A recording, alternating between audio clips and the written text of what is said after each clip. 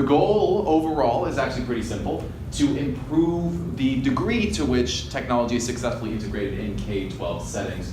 Though this project and its context is generally about K-12 settings, the approach that I'm using would be used in most likely a district study of K-12 integration of technology. So imagine the Syracuse City School District, for example. So when we look at the background of where I'm going to be zeroing in on the defined need and the work that I'll be doing, I typically look at some general questions. It's really exploring on the initial outset why schools fail to adopt new technology. And new technology, when I look at the technologies that I'm trying to identify, it's usually those that are designed to lighten the teacher load, software that helps them to do their tasks in the teaching process, or that increase student engagement. And so these are 4 general reasons that I kind of put out there as to why teachers or schools may not take advantage of new technology.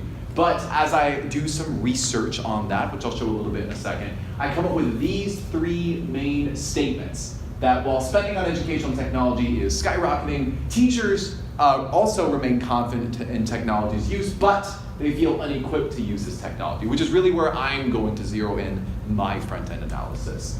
So this is just throwing some numbers up on the board with things that I thought were interesting as I was looking up some basic information on this subject, but this backs up statements 1 and 2. So spending on technology is increasing, at least in the United States, very quickly, and will continue to do so. Confidence in educational technology remains very high. It actually has been for a while, but continues to increase among teachers. But, here's the but, people, teachers, typically in K-12 settings feel as though they're not getting the training that they need in order to use it successfully.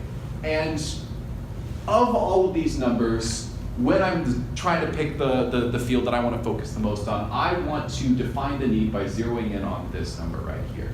So if teachers want it, and we have the technology, we're spending the money on the technology, then it seems as though one of the biggest issues is that they're not being trained on how to integrate the technology into their environments. And so I looked at this 32% not satisfied number gathered by the GfK Verein. It's actually a German macroeconomic research group, but they've done lots of work in the United States because they've partnered up with a lot of technological companies to find out whether their technology is being successfully integrated. So I think about how we can move this number, not satisfied, to this number of, again, not satisfied, moving it down, fewer teachers being unsatisfied with, once again, this exact statement. So as GfK continues to do their annual research on this particular topic, we would hope that teachers in the United States would decreasingly report that they are dissatisfied with the support their schools provide in integrating technology into their classrooms. Now, it's important to reemphasize that the thing that we are measuring here is the perception of teachers regarding the support that they are receiving, which has its advantages and disadvantages. The advantage is that it correlates really closely with how the teachers will opt in or voluntarily begin integrating newer technologies into the classroom. So if you are focusing on a type of technology that is not mandated, such as maybe a Google Classroom learning management system, something that I've specialized in studying, this could be a really good thing to study. It also is a really easy piece of data to access because all you really need to do is consistently gain that data by surveying teachers. And if that data is consistent, then you have a really clear trajectory,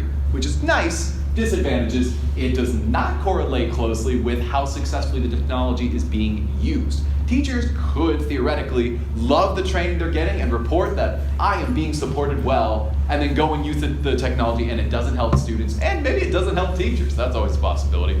And it can yield misleading results by way of confounding variables, basically meaning that teachers could report more frequently that they are getting good support, but it could be because they happen to simply like the new principal that's in charge of their schools, things like that. And so we would want to make sure we don't read too far into the data we collect from this.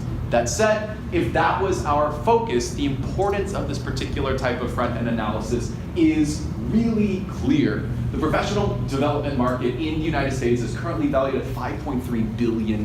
This is how much schools in K-12, public and private settings are spending on developing their teachers' capacity to teach better. but a lot of it is being directed towards technological training and onboarding. So, and even more so, teachers are actually driving a lot of this demand, meaning that if you understand more what teachers like and dislike, what they care for, what they're requesting, then you'll have a much better insight into the future of how teachers will receive their training for technology.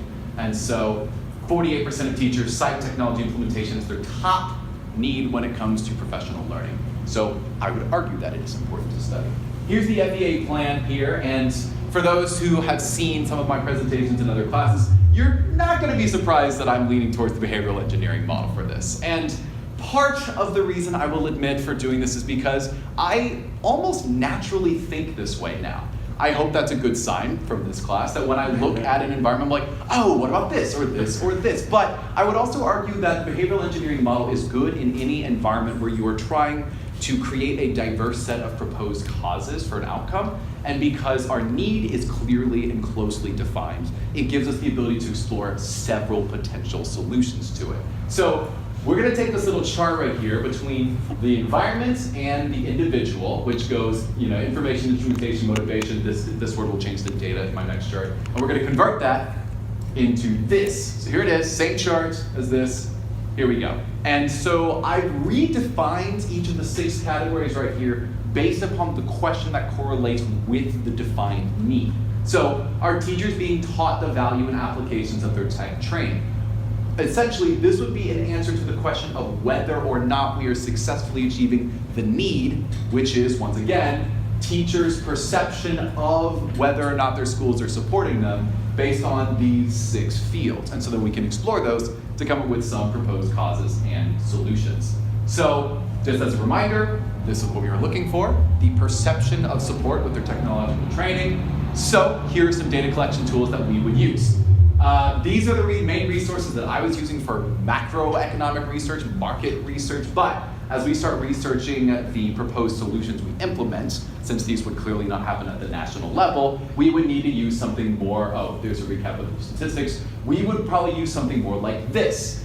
Teacher surveys and teacher interviews are clearly the best ones to use because we just want to get the most explicit data on whether or not they feel supported, but you can have administrators observe the teachers and how they participate with professional development. You can document how much of the technology's use, how much the technology is being used by the teachers, and you can, if you would like, receive outside teacher observations. Have teachers from schools that have a more successful rate of perceived support come into environments with a lower rate of perceived support and then make comments on why they think that things could be happening or not happening. So there are some ideas right there.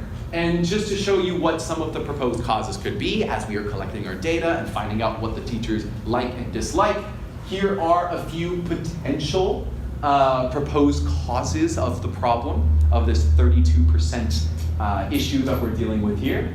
And then, so I'll just kind of give you a second to read those right here. And then some proposed solutions, which correlate to all 6 of those proposed causes, would be something like this. So just to flip between the two, this is what we were dealing with. These are a few solutions that could be associated with those. And at the end of all of this, the key is still to improve the perception of teachers regarding their training. So by focusing on that and conducting front-end analysis, our hope is that we would be able to move schools from a 32% dissatisfaction rate to a less than 15% dissatisfaction rate by relying on macroeconomic research as a benchmarking tool, then taking advantage of the behavioral engineering model so we can root out some potential causes, then relying on the research that we've done in order to create a framework for understanding those questions more thoroughly. So that is the front-end analysis that I would do regarding the K-12 technological integration and training for our teachers. And there you go.